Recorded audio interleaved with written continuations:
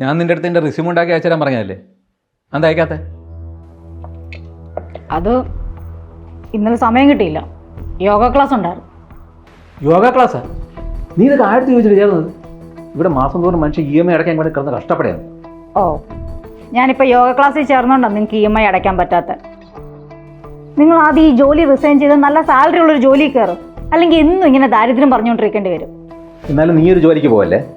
വീട്ടിലിങ്ങനെ ചുമ്മാ ഇരിക്കാനാണെങ്കിൽ പിന്നെ നീ ഡിഗ്രിയൊക്കെ പഠിച്ചത് എന്തിനാണ്? ഞാൻ പഠിച്ചതാണ് ഇപ്പോൾ പ്രശ്നം.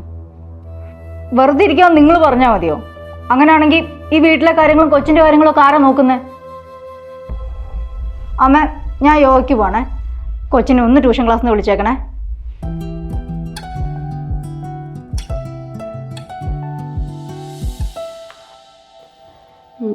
സോറി സാർ, ഞാൻ എന്താണെന്ന് ചെക്ക് ചെയ്തിട്ട് ഇപ്പം തന്നെ പറയാം സാർ. ദേ, ആ കൺസൈൻമെന്റ് ഇതുവരെ കൊച്ചിയിൽ എത്തിയിട്ടില്ല. രാവിലെ തൊട്ട് എനിക്ക് ഹോസ്പിറ്റലിൽ നിന്ന് തുരുതുര കോൾ വരികയാണ്. അല്ല, നിങ്ങൾക്ക് ഇവിടെ എന്തെടുക്കുവാണ്? മാഡം, പുതിയ ഡ്രൈവറായിരുന്നു, ആള് കൺസൈൻമെന്റ് ഡെലിവറി ചെയ്തപ്പോൾ മാറിപ്പോയത്. തനിക്കിത് പറയാൻ നാണമില്ലേടോ? ഒരു എമർജൻസി മെഡിസിൻ ഈ രീതിയിലാണോ ഹാൻഡിൽ ചെയ്യേണ്ടത്? അല്ല, ആ കൺസൈൻമെന്റ് ചെക്ക് ചെയ്താരാണ്? മാഡം, ഞാൻ. ഓ, താനായിരുന്നോ? എനിക്ക് അപ്പോഴേ തോന്നി. എടാ, കുറച്ചെങ്കിലും ഇല്ല, സംസാരിക്കേ. അല്ല, സംസാരിക്കണോ? തന്റെ കാര്യങ്ങൾ എന്തായാലും നടക്കട്ടെ.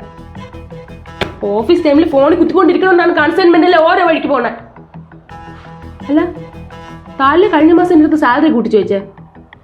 താവിടെ ഉണ്ടാക്കി വെക്കുന്ന നഷ്ടത്തിന് തന്റെയൊക്കെ സാലറി കട്ട് ചെയ്യാണ് വേണ്ടത്. രാവിലെ തന്നെ ഓരോന്ന് എഴുന്നള്ളിക്കൊള്ളും മനുഷ്യന്റെ മനസ്സമാനം കളയാനായിട്ട്. ഇറങ്ങി പോടോ അല്ല.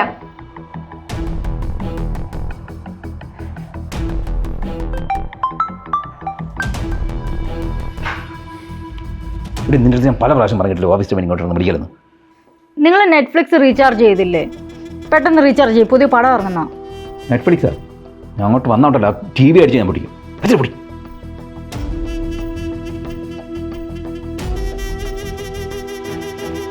ഇതാണ് എൻ്റെ അവസ്ഥ. ചെയ്യാൻ പറ്റും. അപ്പോൾ അവിടെ ജോലിയാണ് വിഷയം. ഞാൻ കരുതി നീ ആ തള്ളേരത്തുള്ള കലിപ്പാണെന്ന് അവിടുത്തെ തീർത്തത്. എടാ, നിനക്കറിയാമല്ലോ, ഇക്കാലത്ത് നമ്മൾ ഒരാളുടെ ശമ്പളം കൊണ്ടൊന്നും ജീവിച്ചു പോകാൻ പറ്റത്തില്ല. ശരിയാ. അവൾക്കാണെങ്കിൽ ഒടുക്കത്തെ മടി.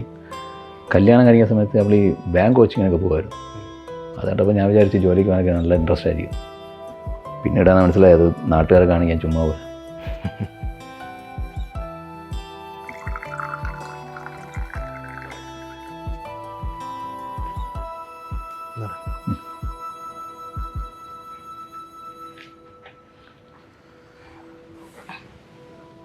നീ ഒരു കാര്യം ചെയ്യും, നീ അവളുമായിട്ടൊന്ന് ഓപ്പണായിട്ട് സംസാരിക്കും.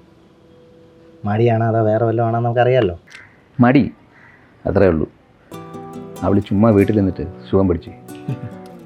എൻ്റെ വീട്ടിലാണെങ്കിൽ കൊച്ചിനെ നോക്കാൻ അമ്മയുണ്ട്. പിന്നെ വീട്ടിലെ ഏകദേശം ഒട്ടുമുക്ക എല്ലാ ജോലിയും ചെയ്യുന്ന അമ്മ തന്നെയാണ്. എടാ, നിൻ്റെ പരിചയത്തിൽ ഇവിടെ നിങ്ങളൊരു ജോലി ഒപ്പിച്ചു തരാൻ പറ്റും? ജോലി? അത് നമ്മുടെ അഭിലാഷൻ്റെ വൈഫില്ലേ, പുള്ളിക്കാരി ഏതോ ഒരു ഇൻസ്റ്റിറ്റ്യൂട്ടിലാണ് പഠിച്ചത്. സഞ്ജു സാംസണൊക്കെയാണ് അതിൻ്റെ ബ്രാൻഡ് അംബാസിഡർ. പക്ഷേ അതിൻ്റെ പേര് ആദ്യ ഇൻസ്റ്റിറ്റ്യൂട്ടാണ്. ആദി, അത് തന്നെ. അവരുടെ ഒരു 6 മാസത്തെ ഹോസ്പിറ്റൽ അഡ്മിനിസ്ട്രേഷൻ്റെ ഒരു കോഴ്സ് ഉണ്ട്.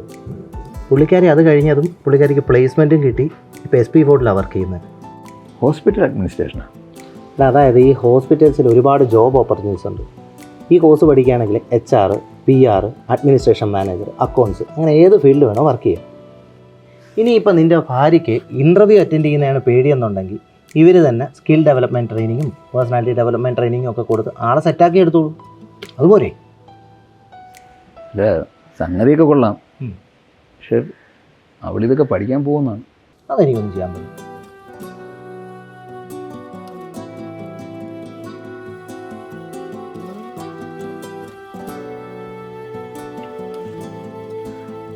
ഉണ്ണി, എനിക്കൊരു 1000 രൂപ വേണം. അത് ഫേഷ്യലും ത്രെഡിങ്ങും ചെയ്യാനാണ്. ഫേഷ്യലി? നിനക്ക് അതിനൊക്കെ സമയമുണ്ട്. നമുക്ക് ഞാനാണ് നിൻ്റെ റിസീം ഉണ്ടായിക്കൊണ്ടിരിക്കുന്നത്.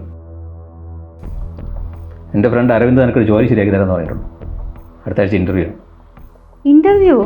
എന്ത് ജോലി? അതൊരു കോൾ സെൻ്ററിലോ. ഏത് കസ്റ്റമർ കെയറിലോ? അയ്യോ എനിക്കൊന്നും വയ്യ. വെറും 10,000 രൂപയ്ക്ക് രാവിലെ തൊട്ട് നാട്ടുകാരെ തെറിയും കംപ്ലൈൻ്റ് ഒന്നും കേൾക്കാൻ. ഇല്ലടി, നിനക്ക് കളക്ടർ ഉദ്യോഗം വാങ്ങിച്ചു തരാം. കോഴ്സിന് പോകാൻ പറഞ്ഞാലും കേൾക്കില്ല.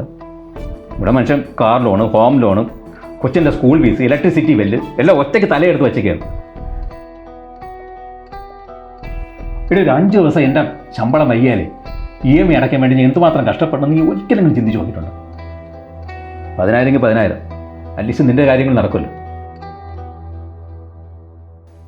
അടുത്ത ആഴ്ച മര്യാദയ്ക്ക് ഇൻ്റർവ്യൂ അറ്റൻഡ് ചെയ്ത് ജോലി കയറുക. അടുത്ത ആഴ്ച അല്ലേ? നോക്കാം. ഇപ്പം ജെന്നി അവിടെ വെയിറ്റ് ചെയ്യുമോ? നിങ്ങൾ ആ ക്യാഷ് ഒന്ന് തരുമോ? നീ പോ, ഞാൻ ഇട്ടേക്കാം.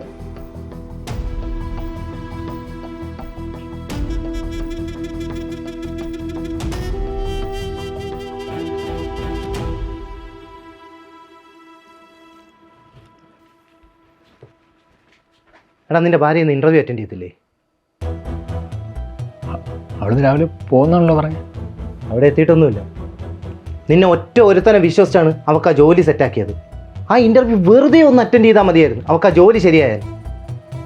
ഇതിപ്പോൾ നിൻ്റെ ഭാര്യയെ റെഫർ ചെയ്തത് കാരണം എൻ്റെ കൂട്ടുകാരനാണ് നാണം കെട്ടത്. എടാ, നമ്മളൊരു ഇൻ്റർവ്യൂവിന് പോകുന്നില്ലെങ്കിൽ അവിടെ വിളിച്ച് പറയാനുള്ള ഒരു ബേസിക് മര്യാദയെങ്കിലും കാണിക്കടാ. സമയത്താണല്ലോ ഇവരെയൊക്കെ ഹെൽപ്പ് ചെയ്യാൻ തോന്നുന്നത്.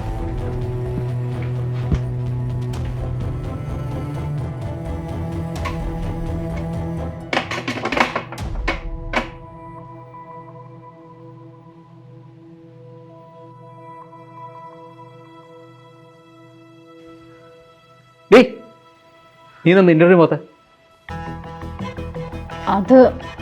അതെനിക്ക് വയ്യായിരുന്നു. വയ്യേ? ചുമ്മാ വീട്ടിൽ നിന്ന് എല്ലിൻ്റെ ഇടയിൽ കയറി എൻ്റെ കൊഴുപ്പാണ് നീ കാണിക്കുന്നത്. ഒന്ന് നിർത്തുവോ? എന്നോട് ചോദിച്ചിട്ടുണ്ടല്ലോ ഈ ഇൻ്റർവ്യൂ സെറ്റ് ചെയ്തത്. അല്ലെങ്കിൽ ഈ കോൾ സെൻറ്റർ ജോലിക്ക് മുമ്പ് എന്നെ കൊണ്ട് വയ്യ. അങ്ങനെയാണെങ്കിലേ ഇനി നിന്റെ ചിലവൊക്കെ എനിക്കും വയ്യ. ഞാനേ നിന്നെ കല്യാണം കഴിച്ചതാ, അല്ല ദത്തെടുത്തൊന്നുമല്ല ജീവിതകാലം മുഴുവൻ കൊണ്ടുവരുന്ന പോറ്റാൻ. നാണുണ്ടോ നിങ്ങൾക്ക് ഭാര്യയുടെ ഓരോ ചെലവിനും കണക്ക് പറയാൻ? സ്വന്തം ഭാര്യയും കുഞ്ഞുങ്ങളെ നോക്കാൻ പറ്റാത്ത നിങ്ങളൊന്നും കല്യാണം കഴിക്കാൻ പാടില്ല. പിന്നെ ഞാൻ ജോലിക്ക് പോകണോ വേണ്ടോ എന്നുള്ളത് എൻ്റെ ചോയ്സാണ്. അതിന് നിങ്ങൾ എന്നെ ഫോഴ്സ് ചെയ്യൊന്നും വേണ്ട. ചോയ്സ്? എന്തോന്ന് ചോയ്സ്? അങ്ങനെയാണെങ്കിൽ ഞാനും ഈ സ്ട്രെസ്സൊക്കെ വേണ്ടെന്ന് വെച്ച് ജോലികളെങ്കിൽ വീട്ടിൽ ഇരിക്കാം. അപ്പോൾ ഈ ഹോം ലോണും കൊച്ചിൻ്റെ സ്കൂൾ ഫീസൊക്കെ ആരടയ്ക്കും? തിന്നാൻ എന്ത് ചെയ്യും? റോഡിലിറങ്ങി തെണ്ടുവോ? ഈ ലോകത്ത് എല്ലാവരും ജോലിക്ക് പോകുന്നതേ സന്തോഷം കിട്ടാൻ വേണ്ടിയിട്ടൊന്നുമല്ല, ജീവിക്കാൻ വേണ്ടി തന്നെയാണ്. നിന്നെപ്പോലെ ഒരു ജോലിയും ചെയ്യാതെ വീട്ടിൽ ഇരിക്കുന്നതാണ് ഏറ്റവും നല്ല സുഖം. അങ്ങനെ ഞാൻ ചിന്തിച്ച എടി, 1 മാസം ഈ വീട്ടിലെ ചിലവെത്രയാണെന്ന് എനിക്കറിയാമോ? 2 അറ്റം കൂട്ടിമുട്ടിക്കാൻ ഒരു പട്ടിയെ പോലെ ഞാൻ ഇവിടെ കിടന്ന് ഓടന്ന് കണ്ടിട്ടെങ്കിലും നീ എന്നെ സഹായിക്കുമെന്ന് ഞാൻ വിചാരിച്ചു. പക്ഷെ നിനക്ക് സൂഹിക്കണം. 2 ആഴ്ചയിൽ ഒരിക്കൽ നിൻ്റെ വീട്ടിൽ പോയി നിൽക്കണം, നിൻ്റെ കൂട്ടുകാരോടത്ത് കറങ്ങാൻ പോകണം. ജോലിക്ക് പോയാൽ പിന്നെ അതൊന്നും നടക്കത്തില്ലല്ലോ. എടി, എനിക്കുണ്ടടി ആഗ്രഹങ്ങൾ. ഒരാഴ്ച ലീവ് എടുത്ത് വീട്ടിൽ കിടന്ന് മനസ്സമാധാനത്തോടെ ഉറങ്ങണമെന്നുണ്ട് എനിക്ക്. പക്ഷെ നടക്കൂല. ഇനി എന്നാലും ഞാൻ നിന്നെ ജോലിക്ക് പോകാൻ നിർബന്ധിക്കില്ല.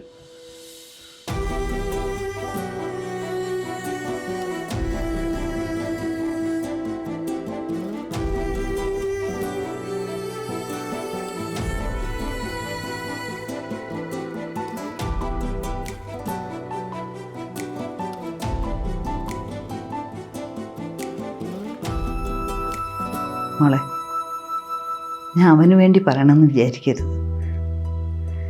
അവൻ്റെ ഓഫീസിൽ ഒരുപാട് പ്രശ്നങ്ങളുണ്ട്. കഴിഞ്ഞ മാസം തന്നെ ശമ്പളം കിട്ടാൻ വൈകിയപ്പോൾ അവൻ്റെ ഫ്രണ്ട്സിൽ നിന്ന് കടം വാങ്ങിച്ച EMI അടച്ചത്. മോൾ ഈ സിറ്റുവേഷനൊന്നും മനസ്സിലാക്കാത്തതുകൊണ്ടാണ് അവൻ ഇങ്ങനെയൊക്കെ പറഞ്ഞത്.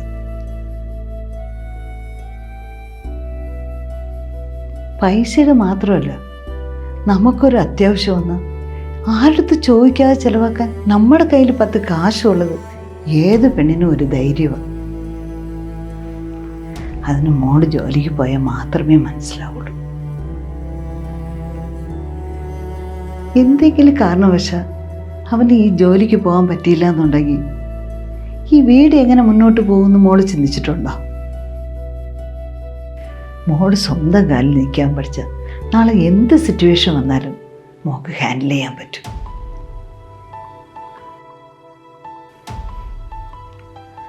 ഒരു ഭർത്താവിന് സ്വന്തം ഭാര്യ എന്ത് പ്രശ്നത്തിലും കട്ടയ്ക്ക് കൂടെ ഉണ്ടെന്നുള്ള തോന്നൽ മതി. ലൈഫ് സന്തോഷത്തിൽ മുന്നോട്ട് പോകും.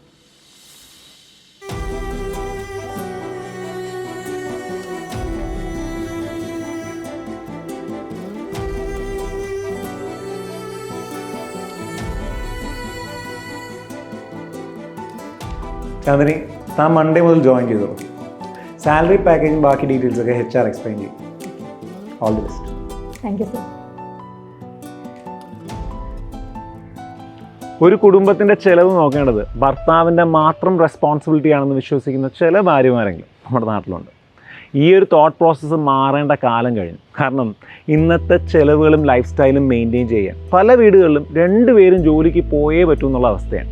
ഈ ചിത്രത്തിലെ ഭർത്താവ് തന്നെ കുടുംബത്തിൻ്റെ ചിലവൊക്കെ ഒറ്റയ്ക്ക് നോക്കാൻ ബുദ്ധിമുട്ടുന്ന കണ്ടിട്ട് പോലും ഭാര്യ ജോലിക്ക് പോകാൻ ഒരു താല്പര്യവും കാണിക്കുന്നു. ഇതൊരിക്കലും ശരിയായ ഒരു രീതിയല്ല. കാരണം മാരേജ് എന്ന് പറയുന്ന ഒരു പാർട്ട്ണർഷിപ്പാണ്. അവിടെ കുടുംബത്തിൻ്റെ സാഹചര്യം മനസ്സിലാക്കി രണ്ടുപേരും ഈക്വലി കോൺട്രിബ്യൂട്ട് ചെയ്യുന്നത് അത്യാവശ്യമാണ്. പലപ്പോഴും ഒരു കുടുംബം നോക്കാൻ ഭർത്താക്കന്മാർ അനുഭവിക്കുന്ന സ്ട്രെസ്സ് അവർ പുറത്ത് കാണിക്കണമെന്നില്ല. അതുകൊണ്ട് തന്നെ അവരുടെ സിറ്റുവേഷൻ മനസ്സിലാക്കി അവരെ സപ്പോർട്ട് ചെയ്യേണ്ടത് ഓരോ ഭാര്യമാരുടെയും കടമയാണ്. ഒരിക്കലും ജോലിക്ക് പോകാതിരിക്കാൻ നിങ്ങളുടെ മടി ഒരു കാരണമാക്കാതിരിക്കുക. ഈ ചിത്രത്തിലൂടെ എല്ലാ ഭാര്യമാരും ജോലിക്ക് പോയേ പറ്റൂ, അല്ലെങ്കിൽ വീട്ടമ്മമാരൊന്നും കുടുംബത്തിന് വേണ്ടി കോൺട്രിബ്യൂട്ട് ചെയ്യുന്നില്ല എന്നൊന്നുമല്ല നമ്മൾ പറയാൻ ഉദ്ദേശിക്കുന്നത്. ഓരോ കുടുംബങ്ങളുടെയും സാഹചര്യങ്ങൾ വ്യത്യസ്തമാണ്. അതുകൊണ്ട് തന്നെ നിങ്ങളുടെ കുടുംബത്തിന് എന്താണോ നല്ലത് അതിനനുയോജ്യമായ തീരുമാനങ്ങൾ ഭാര്യയും ഭർത്താവും ഒരുമിച്ചെടുക്കേണ്ടത് അത്യാവശ്യമാണ്. എല്ലാവർക്കും ഒത്തിരി സന്തോഷം നേരുന്നുണ്ട്. Thank you. ഒരു കുടുംബത്തിൻ്റെ ചെലവ് നോക്കേണ്ടത് ഭർത്താവിൻ്റെ മാത്രം റെസ്പോൺസിബിലിറ്റിയാണ്. നിങ്ങളുടെ അഭിപ്രായങ്ങൾ താഴെ കമൻറ്റ് ചെയ്യുക. ഓരോ ഭാര്യമാരും ഭർത്താക്കന്മാരുടെ സിറ്റുവേഷൻ മനസ്സിലാക്കി അവരെ സപ്പോർട്ട് ചെയ്യുക. തീർച്ചയായും ഈ വീഡിയോ മാക്സിമം ഷെയർ ചെയ്യുക. നിങ്ങളൊരു ആക്ടറോ ഡയറക്ടറോ സ്ക്രിപ്റ്റ് റൈറ്ററോ ആണെങ്കിൽ നിങ്ങൾക്കും SK ടോക്സ് ഫാമിലിയുടെ ഭാഗമാവും. അതിന് നിങ്ങൾ ചെയ്യേണ്ടത് ഇത്രമാത്രം: ഡിസ്ക്രിപ്ഷനിലുള്ള നമ്മുടെ കാസ്റ്റിംഗ് കോൾ ലിങ്കിൽ രജിസ്റ്റർ ചെയ്യുക. ഇനി നമ്മുടെ ഓരോ വീഡിയോസും മിസ് ചെയ്യാതെ കാണും. SK ടോക്സിൻ്റെ യൂട്യൂബ് ചാനൽ സബ്സ്ക്രൈബ് ചെയ്യുക. SK ടോക്സിൻ്റെ ഫേസ്ബുക്ക് പേജ് ഫോളോ ചെയ്യുക. നിങ്ങളൊരു ചേഞ്ച് മേക്കർ ആകാൻ ആഗ്രഹിക്കുന്നുണ്ടെങ്കിൽ SK ടോക്സിൻ്റെ ഒഫീഷ്യൽ വാട്സാപ്പ് നമ്പറിലേക്ക് മെസ്സേജ് അയക്കുക. Thank you. ഉയർന്ന നിലവാരമുള്ള നിലക്കടല എണ്ണ മന്ത്ര ഗ്രൗണ്ട്നട്ട് ഓയിൽ. ഇതേ നൽകുന്ന